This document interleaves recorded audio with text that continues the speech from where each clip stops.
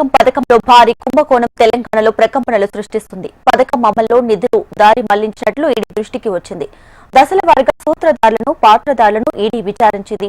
తాజాగా గొర్రెల పెంపకం పథకంలో బాధితులను విచారించి వాంగ్మూలం తీసుకోనున్నారు. వివిధ ప్రాంతాల నుంచి బాధితులు బషీర్బాగ్లోని ఈడీ కార్యాలయం చేరుకున్నారు. బాధితులను విచారించి క్షేత్రస్థాయిలో చోటు చేసుకున్న పరిణామాలు, గొర్రెల కొనుగోలు చెల్లించిన తీరుతెన్నులు తెలుసుకుని విచారణ రికార్డు నమోదు చేయనున్నారు. టెక్నికల్ ఎవిడెన్స్ సేకరణకు బాధితుల వాంగ్మూలం కీలకం కాబోతుంది.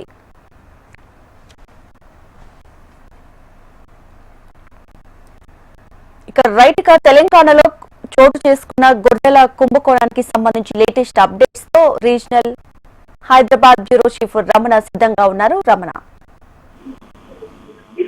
గొర్రెల స్కామ్ సంబంధించి అయితే మనం చూస్తున్నాం కొన్ని రోజులుగా తెలంగాణలో ఆటంకంగా మారింది చెప్పాలి.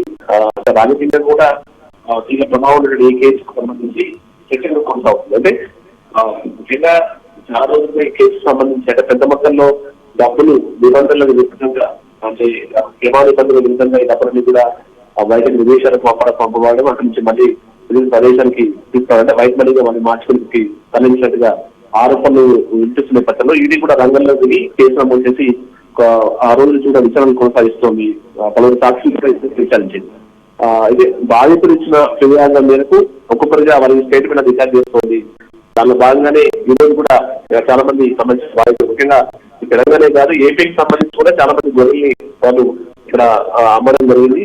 ఎవరైతే మధ్యలో కాంట్రాక్టర్స్ ఉంటారో వాటిని కొనుగోలు చేసి దానికి సంబంధించిన డబ్బులు ఇవ్వడంలో కానీ మిగతా విషయాల్లో చాలా పెద్ద మొత్తంలో ఫ్రాడ్ చేశారనేటువంటి ఆరోపణలు అయితే వినిపిస్తున్న నేపథ్యంలో పూర్తి స్థాయి ఆరాధించే ప్రయత్నం ఏది చేస్తుంది. దానిలో భాగంగానే ఈరోజు తెలంగాణ, ఆంధ్రప్రదేశ్ సంబంధించి ఎవరైతే గొర్రెలు రైతులు అమ్మారో వారికి సంబంధించి పూర్తి స్థాయిలో వారి నుంచి కొనుగోలు చేస్తున్న వివరాలను కూడా పూర్తి స్థాయిలో రాబట్టే ప్రయత్నం చేస్తున్నారు. ఇక కొనుగోలు చేసినట్టుగా లెక్కలు చూపెడుతున్నారు. కానీ అందుకు దానికి సంబంధించి ముఖ్యంగా లబ్ధిదారులకు ఇచ్చిన విషయంలో మొత్తం చాలా తేడాలు ఇప్పటికే గుర్తించారు.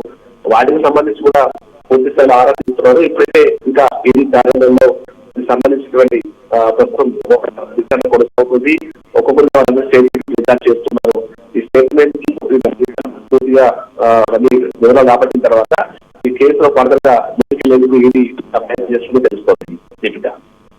Right Ramana, thank you.